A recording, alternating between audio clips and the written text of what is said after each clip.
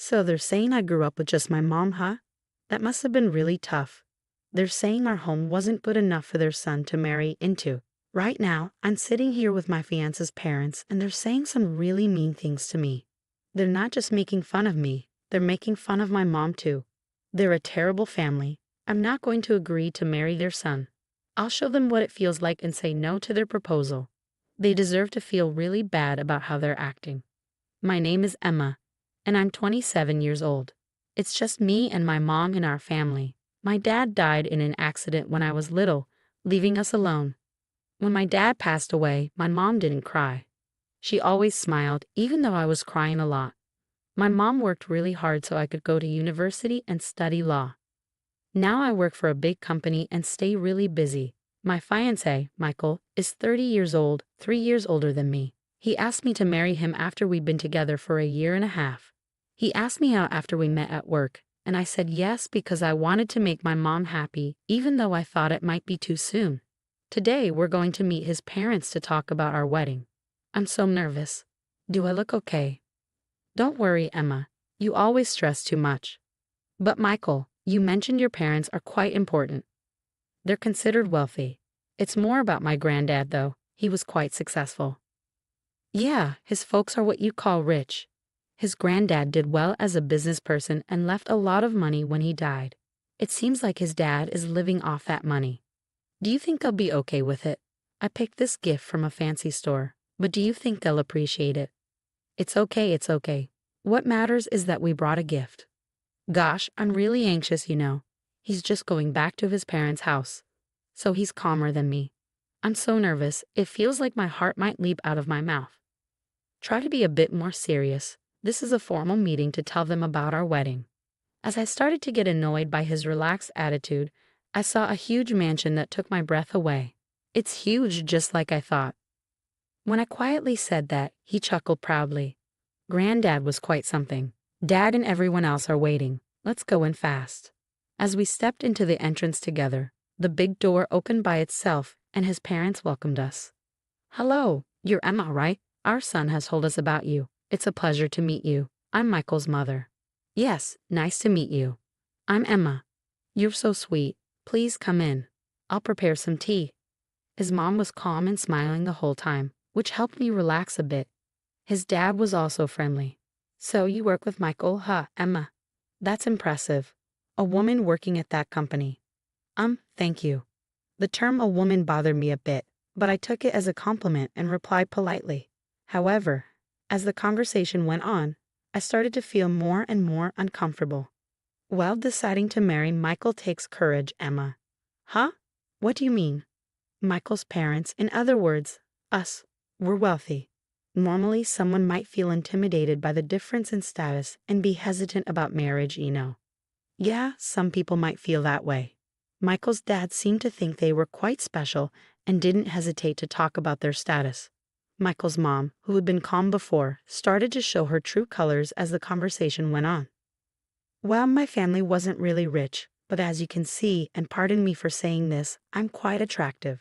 Don't you think I'm a good match for my husband? Oh, I see, Emma. You're remarkable for agreeing to marry Michael with your looks. I couldn't do it. I couldn't tell if she was being sarcastic or sincere. I looked at Michael for help, but he didn't seem to care. In fact, he even joined in and started teasing me with his parents. Emma, she's not the most beautiful, but she's good at her job. I think she'll make a good wife. She's highly respected at work, even though she's a woman. I believe she can keep up with me, right? Was he always like this? When it was just the two of us, he seemed more composed. Maybe he acts different around his parents. While I wondered about this, I managed to keep up a polite smile. Suddenly, Michael's dad asked him, "Oh, Michael, have you met her parents yet?" Of course, I've already handled that, so no need to worry. I assume Emma's parents are pretty ordinary. She doesn't have a dad, but her mom seems like any other mom. After Michael's response, his dad's eyebrows twitched. No dad, Emma. What's the story there? Taken aback by the sudden change in Michael's dad, I quickly explained. My dad died in an accident when I was little, so my mom raised me on her own. So you grew up in a single-parent household? Yeah, that's right. I still live with my mom. When I finished explaining, Michael's dad looked deeply thoughtful, and his mom seemed to get upset. They started whispering as if they were having a private conversation. Is everything okay?" I asked cautiously, confused by their reactions. At the same time, Michael's mom said something surprising. "This could be a problem." What do you mean?" "Michael, maybe you should think again about marrying her. Mom will find you a girl from a better background." "Wait, what are you saying?" Michael's mother gave me a cold stare. "A girl raised by a single mother isn't suitable for Michael, is she?" Right beside her, Michael's father quickly added, "Exactly, Michael. Despite her career success, coming from a single-parent household is a problem, isn't it? I've warned you many times to be cautious about who you marry, but you—" It felt like I was being judged like a faulty item. Hearing such words from my fiance's parents, whom I was meeting for the first time, was completely unexpected. I was left stunned in shock. Then my fiancé, Michael, said something that made me question if I heard correctly. "Oh, so she's not even close to meeting the standards. I thought she might barely make it. But I'm already 30 and finding someone else would be a hassle, so I'll just settle for Emma." "What? Michael, don't we want to get married because we love each other? You didn't really think I was marrying for love, did you?" He laughed loudly, tossing out those harsh words. "All I want is a wife who can manage the house like a maid. I can't truly love someone with a family background like yours." "That's right," Michael's mom chimed in, agreeing with his cold words. Even Michael's dad nodded along, laughing mockingly. I can't believe this. I thought he was the one who genuinely wanted to marry me out of love. I was completely speechless at this sudden turn of events. As I struggled to find words, Michael's parents continued their verbal assault. "Single mother household. It's audacious of you to even consider marrying my son when you come from such a disgraceful background." "Absolutely not. Our son cannot marry a girl brought up in such a low-class environment." In that moment, all the emotions I had been suppressing reached their breaking point. Instead of shock, I felt a surge of anger at the insults directed towards my life and my beloved mother. I couldn't contain it any longer. Slowly, I raised my head and calmly addressed them. "Fine. Let's cancel the wedding, and I request that you leave immediately." Not only were Michael's parents shocked by my statement, but even he seemed taken aback. He asked me in confusion, "Emma, what are you suddenly saying? Are you asking me to leave? Don't you understand? Why are you saying this? I don't get it." In response, Michael's parents started causing a scene. "Exactly. We don't have to take orders from someone like you, Emma. Your family background is poor, and your attitude is terrible. What do you think you're doing? Be quiet." I slammed my hand on the desk and stood up. "Do you know who owns the land this house is on?" "What are you talking about? This land was inherited from my father." "From your father? Can you prove that this land is yours? Do you have any evidence?" When asked for proof, Michael's father started to panic. They seemed to have never checked, whispering to each other. "What's the problem? If you own the land, there should be proof, right? Like inheritance documents. We don't have anything like that. This house was built by my father, and this land belonged to him from the beginning. That's how he could build it." As Michael's father spoke, Michael's mother also chimed in. "First of all, what are you talking about, Emma? It's impolite for someone like you to discuss someone else's property. Stop it. Just because my parents didn't approve of our marriage, don't start making baseless accusations. It's pointless to keep going like this." I decided to reveal the truth. "It seems you're unaware, so I'll explain. Your grandfather only had a lease agreement with my grandfather." "What? A lease agreement?" It seemed like a new term for him, and Michael's father looked confused. I was frustrated and explained it patiently so even this ignorant family could grasp it. "A lease agreement means you're allowed to use the land. Right now, you're using it for free, but when the agreement ends, it goes back to us. So basically, your grandfather is just borrowing this land temporarily from mine." "No, that can't be. I've never heard of such a thing.